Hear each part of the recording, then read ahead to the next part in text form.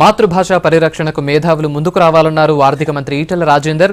తెలంగాణ రాష్ట్ర భాషా విద్యా సాంస్కృతిక వేదిక ఆధ్వర్యంలో కరీంనగర్లో జరిగిన చర్చలో ఆయన పాల్గొన్నారు.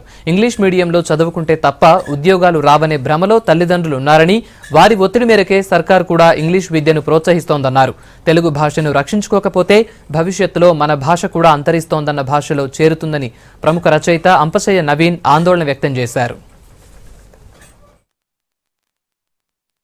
ఇక్కడ లక్షల మంది చదువుకుంటూ 100 మందో 200 మందో 500 మందో అమెరికాకు పోయో లేకపోతే ఇతరత్ర పోయో లేకపోతే సాఫ్ట్వేర్లో పోయే వరకు మావోడు ఇంగ్లీష్ మీడియం చదవకపోవడం వల్లనే అమెరికాకు పోలేకపోయిండము. ఇవాళ 250 స్కూళ్ళు ఒక సంవత్సరంలో ఇలా ఒక్కొక్క స్కూల్లో 600 మంది చొప్పున ఇలా 1,60,000 మందికి మేము ఓపెన్ చేసినామంటే మా కమిట్మెంట్ ఏందో, మా తపన ఏందో, మేము ఎటువైపు ప్రయాణం చేస్తున్నామో ఇవాళకి అర్థం కాకపోవచ్చు, కానీ మా అల్టిమేట్ ఎజెండా అది. కాబట్టి తెలంగాణ ప్రభుత్వం తప్పకుండా ఇవాళ భాష మాత్రమే అంటే ఇంగ్లీష్ మీడియం మాత్రమే విజ్ఞానానికి సోపానం అని చెప్పి భావించట్లేదు.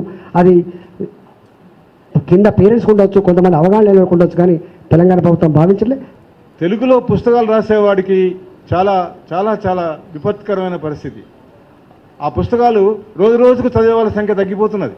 ప్రపంచంలో మాతృభాషల పరిస్థితి ఏమిటి అని తెలుసుకోవడానికి ఒక ఎంక్వైరీ చేసి వాళ్ళు ఏం చెప్పారంటే కొన్ని 100 మాతృభాషలు అంతరించిపోయినాయట.